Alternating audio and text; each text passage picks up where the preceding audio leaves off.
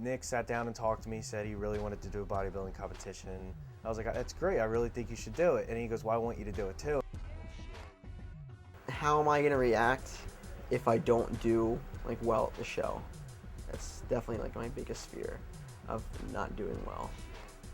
And not doing well to me is like second place. Like I want to at least take my class, which it's a big goal, and I don't know if it's completely realistic.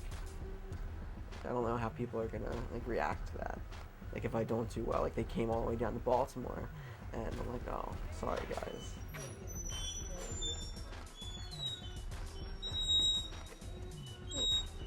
Here's a guy from Roebling, New Jersey. He trains at the Hamilton Fitness Center and Rider University. Dad got him started in the gym when he was 16 years old. He's majoring in history with a minor in law. So this guy knows his stuff. Mr. Lick DiLorenzo.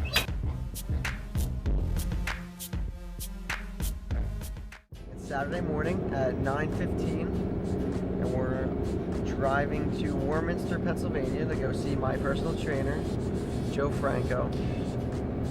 He's been helping me out with my posing routine, diet, and pretty much just my contest preparation.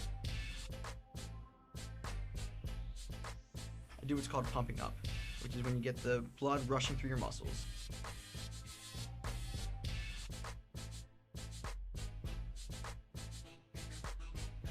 It makes your muscles swell up, look real big and nice. And then we'll get into the mandatory poses. They're poses that the judges call out for you to do.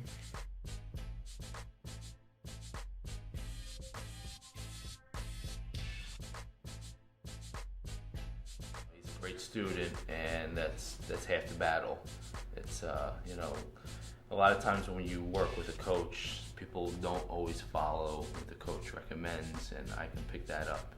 But Nick has done his homework, and he's just plugging along, working hard. So yeah, a young person that such as himself, and just getting into the game. I mean, he's got a great structure, a real bright future in the bodybuilding world, and it's just my job to fine-tune him. You know, pretty much have him look his best for his first show.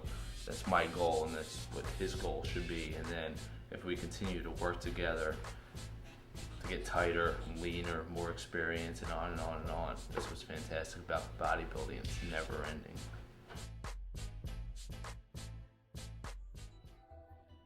My initial reason for doing this is because I just liked fitness and working out, and I can't sit still for the life of me. But the more that I get into it, the more I'm starting to change my ideas of, you know, what I want to do. And you know what? If I have great success with it, why not?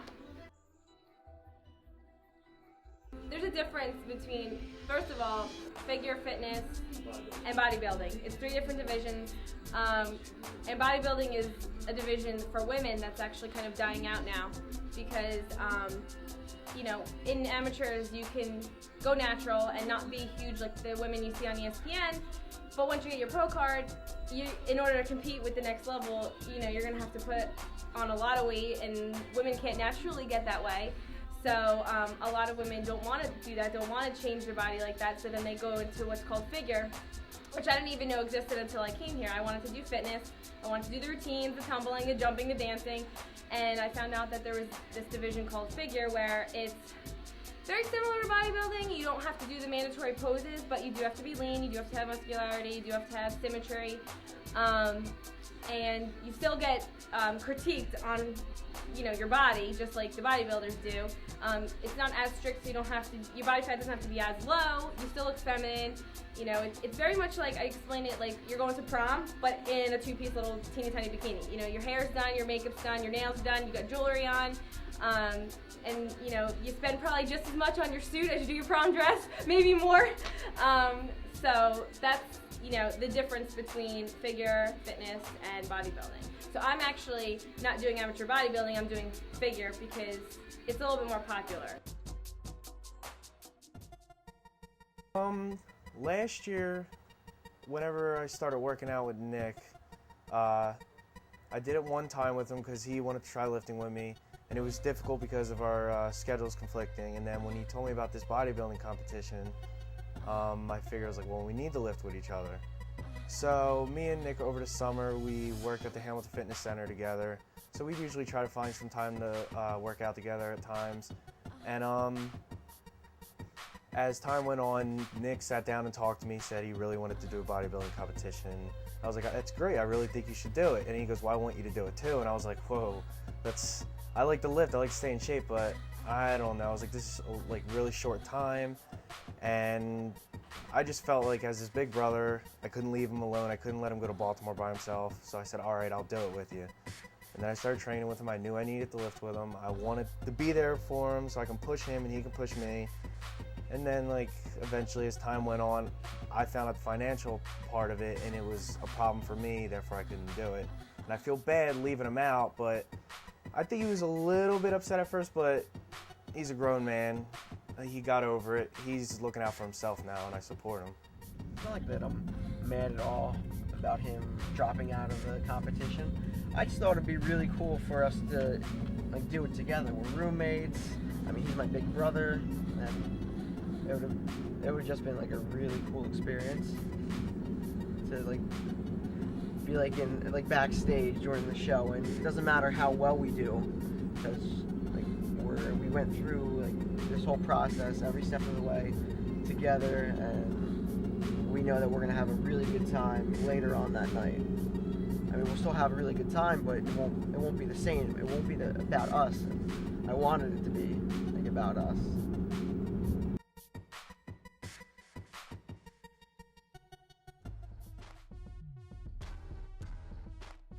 I was training for about 5 or 6 weeks before I stopped.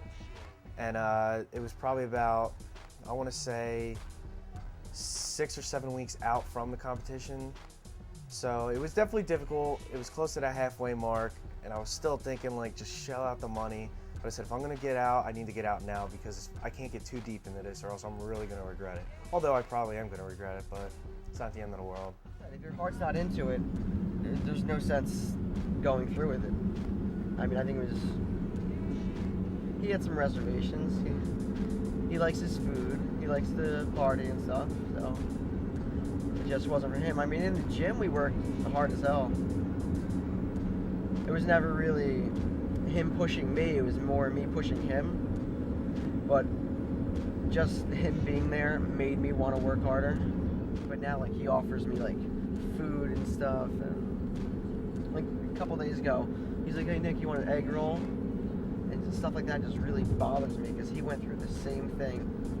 And you know how hard it is to say, no, I don't want an egg roll, or sorry, I can't take a shot. I don't care if there's no calories in it.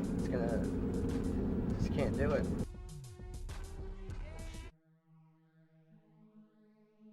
Feeling pretty crappy, pretty tired. It's been just a couple hours since I've had a real carb, which was a half cup of oatmeal, and I think that little bit does make like a big difference, like energy level. Earlier on in the day, like my first carb was at 7, and I didn't have another one until dinner time around like 4:30. So like I was really excited. I got my one class was canceled today, my 3:30, so I'm like, yeah, I'm gonna be able to go to Daly's a little early, get my meal in, go work out. So I'm walking from here to Daly's, and I get there and realize I don't have my card, and it was absolutely awful walking over there. And as soon as I looked in my bag and I saw that I didn't have my card, I really thought I was gonna cry. Like, it was absolutely awful. I think one of the biggest things with your attitude changing is his diet changes. Now, the thing a lot of people don't realize, they reach for food, for like a quick emotional satisfaction. You don't have that with bodybuilding, and you don't realize how big of a deal it is. Actually, it's funny. My real full-time job, most people think training is my full-time job. I do radio advertising sales, so I came in to prospect for advertising, and he was brand new at the time. We kind of just sat down and talked about, he saw that I was into fitness and asked me what my fitness goals were, and so that's kind of how it happened, and I've been here ever since.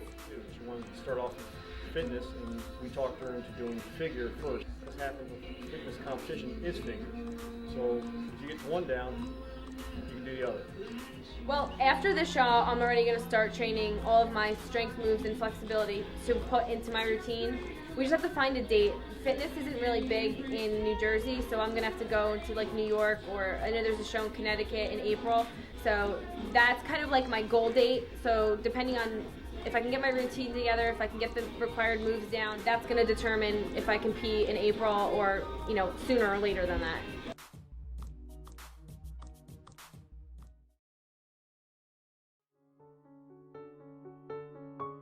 I mean, I've definitely had an instance where like I was working with a kid and he was pretty hardcore into bodybuilding, but he just wasn't getting like the results that he wanted through like the hard work and the eating and stuff. Like there was things that he wasn't doing right, and he didn't really want to go and put forth that extra effort to go and get there. So he did go and decide to take steroids. Non-drug tested shows are still influencing the youth as far as supplements, a lot of junk supplements going into steroids, such and such and such.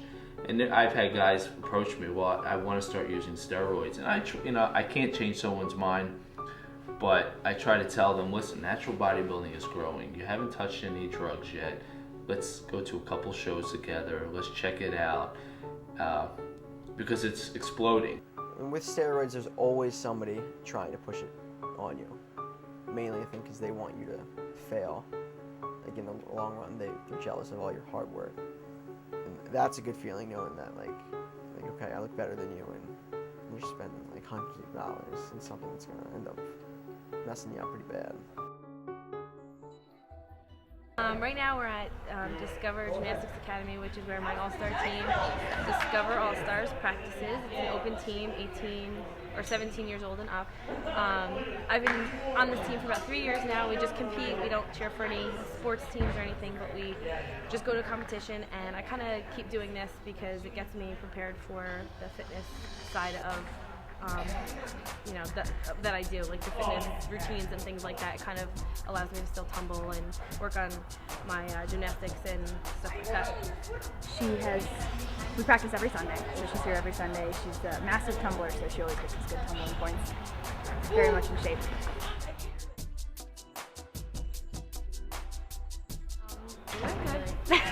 I didn't place, but there were probably about 20 people in my division,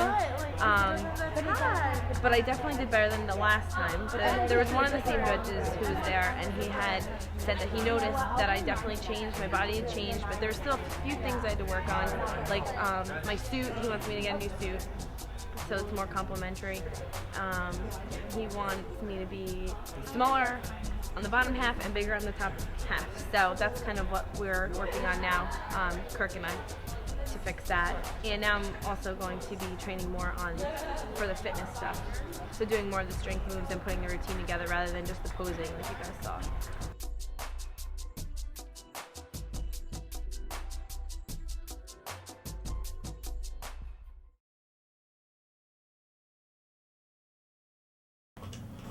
Well, it's November 9th, the day before the show, and I'm applying my third coat of my competition tan just to make me stand out a little more on one of the lights.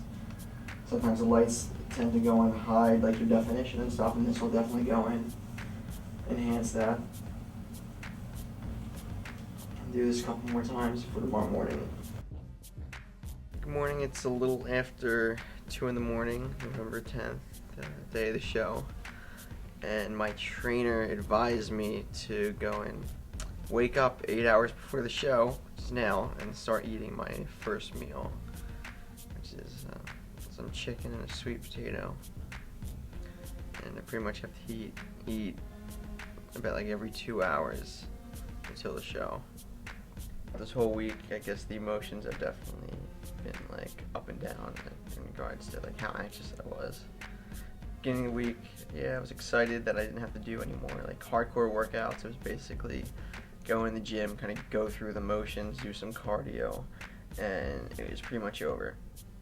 And this week was looked at as a big relief in that aspect, because it felt like it was a huge like weight lift off my shoulders. It was like the process is over. I was like, you've done the hard part. Hard part's over. It's just coasting in, and as it got closer, talking to Rich and stuff, he really got me. He got me really motivated. I think he's more excited about it than me. I just need to go in there and just focus on me, get to talk with everybody, and not think about anything. Just when it's time to go on stage and show them what I got, and just do it. 11:20 on November 10th, and we are heading off to the show. Randallstown High School. How am I gonna react if I don't do well at the show? 8:45 in the morning, and I just checked in, registered, got my number, and weighed in. I ended up weighing in at 153, which is about the top of my class. Class cuts off at 155. I'm going to be in the lightweights, which is pretty good. That's what I was aiming for. I'm also going to be in juniors, which is under 23. Men's novice, which is for people that either have never won a novice class or have never competed before, and just the regular men's open, which is for everybody. The whole reason why I'm doing this is to win the show. Am I going to go into it with the mentality like I've done everything in my power to put myself in a position to where I could win? Absolutely. If not, I wouldn't be doing it.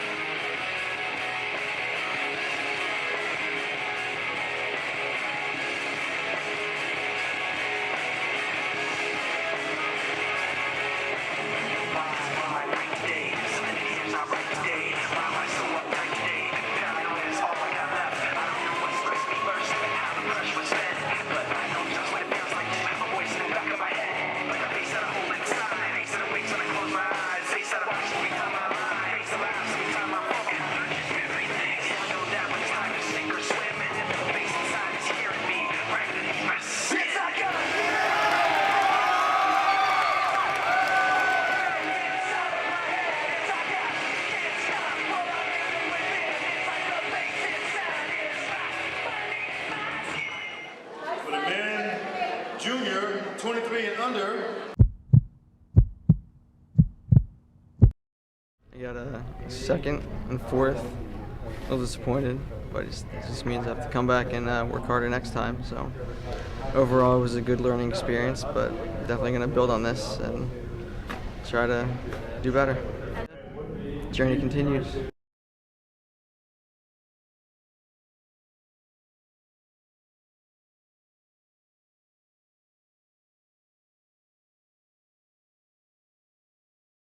And I'm going to leave you with this. It's the only thing that you can control in your life. You can control how you look, control how you eat, control how you train. What else is there in life that you have full control over? You know, maybe your grades, but you know how to control over your job. You know, if you have a family, you can't control them. But when it comes to bodybuilding and taking care of yourself, you're responsible.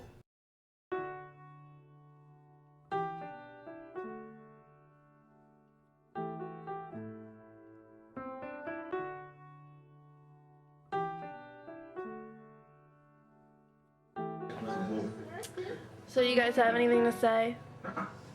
Just saying, I think I lucked out with my bed partner. What do you have to say about this? She's stopping when your body's gonna be here. That's my son. She's got 2 seconds before I push her and she cracks her head open. I'm in the middle. I'm in the middle. Yeah, I can push you. You can crack her head open. Trust me. No, you're not. Why you gotta talk about cracking heads already? Actually, How are you feeling? I'm good. How are you doing? Okay. Yeah, that's Say a little something for the camera. Well, what we'll do, we already planned this. We were going to go to every single fast food place, get something small from each one, bring it back here and pig out on it, so that way he can be happy.